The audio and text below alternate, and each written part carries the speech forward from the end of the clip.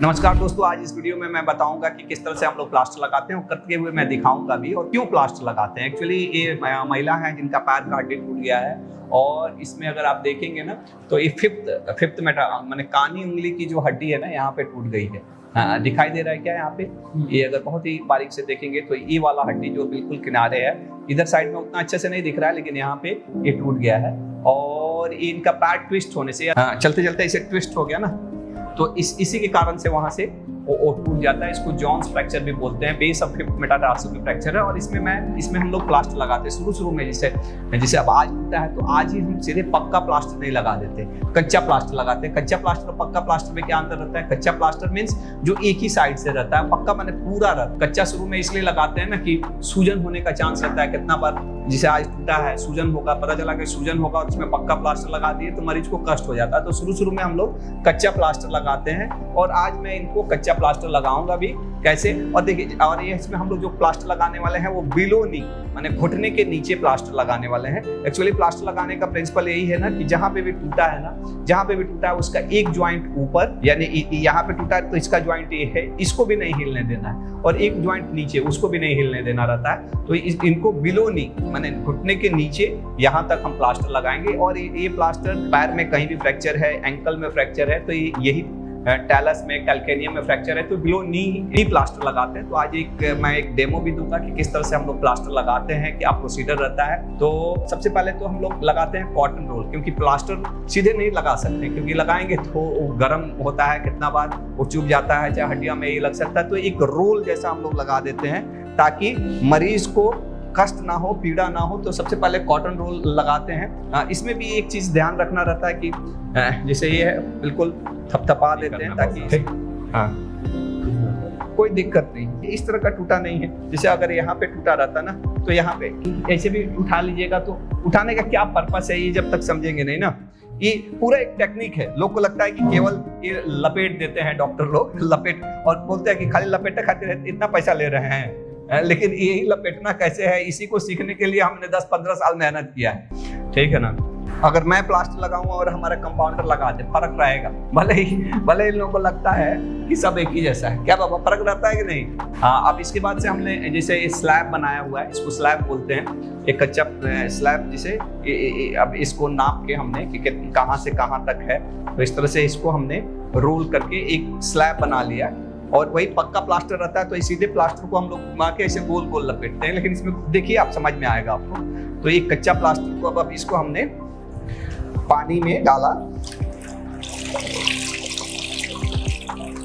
इसमें से एक्स्ट्रा जो पानी रहता है उसको हम निकाल लेते।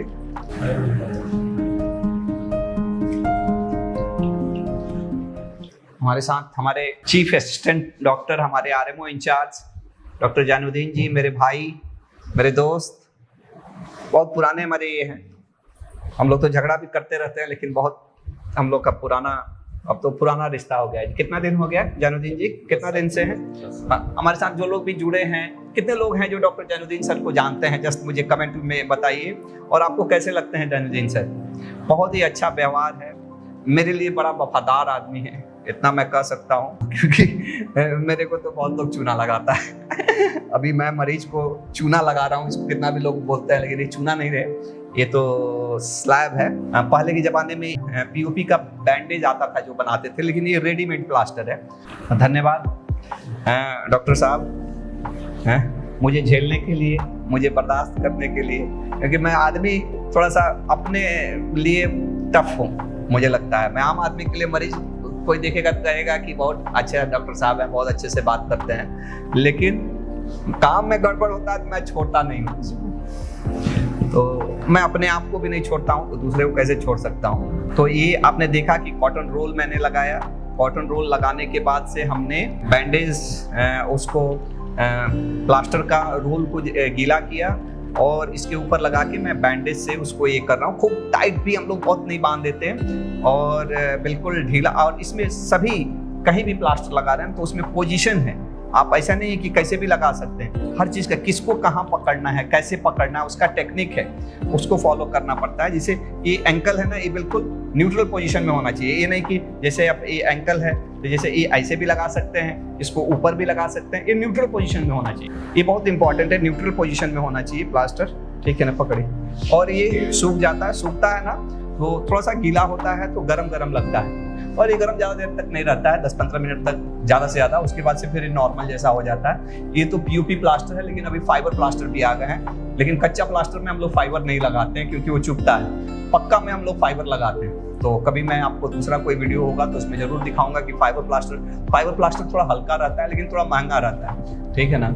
इसके वजन से हमको लगता है कि 10 टाइम्स, अगर ये लगभग मुझे लगता है कि लगा के 1-1.5 किलो का हो गया होगा, लेकिन वही पक्का प्लास्टर हम फाइबर का लगाते हैं तो 100-150 ग्राम, तो बहुत हल्का रहता है, वो स्ट्रांग वो भी रहता है। लेकिन कच्चा प्लास्टर में हम लोग नहीं, क्योंकि कच्चा प्लास्टर जनरली हम लोग 7 डेज के लिए रखते हैं, 7 दिन के लिए। पक्का प्लास्टर लंबा समय तक रखना पड़ता है, वो कभी कभी 1-1 महीना 1.5 महीना रखना पड़ता है। जैसे इसी मरीज को कम से कम 1 महीना रखना पड़ेगा पक्का, तो पक्का मैं फाइबर का लगाऊंगा। लेकिन ये कच्चा प्लास्टर जो है हमने लगाया हुआ है, और ये जब पूरा टाइट हो जाता है तो इसमें ये भी कि कैसे हाथ रखना है। ऐसा नहीं कितना बार लोग हाथ रख के से अंदर गड्ढा जैसा बना देता है और वो बाद में मरीज को चुभता है। रख दीजिए।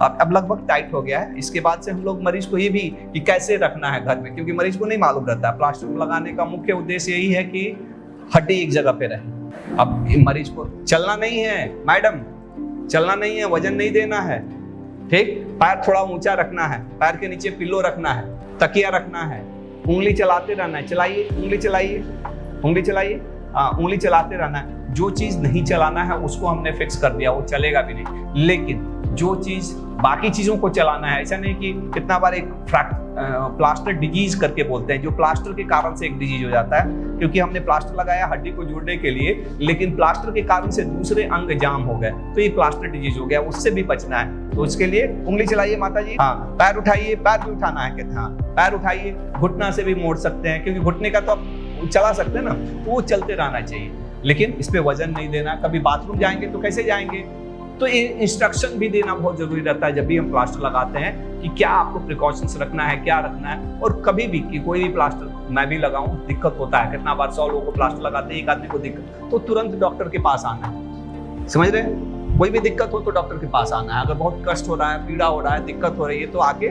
मिलना है। समझ गए, सब कुछ फॉलो करेंगे, ध्यान रखेंगे, बाकी दवा मैंने लिख दिया है, दवा ही लेना है। तो आपको कैसा लगा ये वीडियो, और क्या मुझे इस तरह के जो भी क्योंकि हमारे शरीर में लगभग 16-17 तरह के प्लास्टर लगाते हैं, क्या आप चाहते हैं कि मैं अलग अलग तरह के प्लास्टर जो लगाते हैं वो मैं आपको उसका वीडियो बनाऊं, तो मुझे जरूर कमेंट करिएगा। धन्यवाद, thank you, love you all, take care, think healthy, be healthy.